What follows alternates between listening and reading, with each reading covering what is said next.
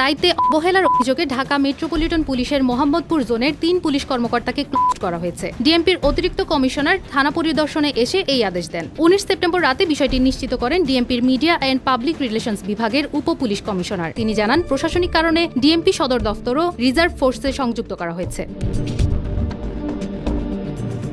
DMP সূত্রে জানা যায়, গত কয়েক মাস ধরে কার্যকরভাবে নিষিদ্ধ আওয়ামী লীগ ও এর অঙ্গ সংগঠনের নেতাকর্মীরা রাজধানীর বিভিন্ন এলাকায় ঝটিকা মিছিল করছেন। এসব মিছিলে ককটেল বিস্ফোরণ সহ নানা অপ্রীতিকর পরিস্থিতি সৃষ্টি হচ্ছে। বিশেষ করে ১৯ সেপ্টেম্বর জুমার নামাজের পর বিভিন্ন এলাকায় এ ধরনের মিছিল বের হতে দেখা যায়। এ কারণে প্রতিটি থানার দায়িত্বপ্রাপ্ত কর্মকর্তাদের বিশেষ সতর্ক অবস্থানে থাকার নির্দেশ দিয়েছিল ডিএমপি। এই নির্দেশনার পরিপ্রেক্ষিতে ডিএমপির অতিরিক্ত কমিশনার জুমার নামাজের পর মোহাম্মদপুর এলাকায় সরেজমিন পরিদর্শনে যান।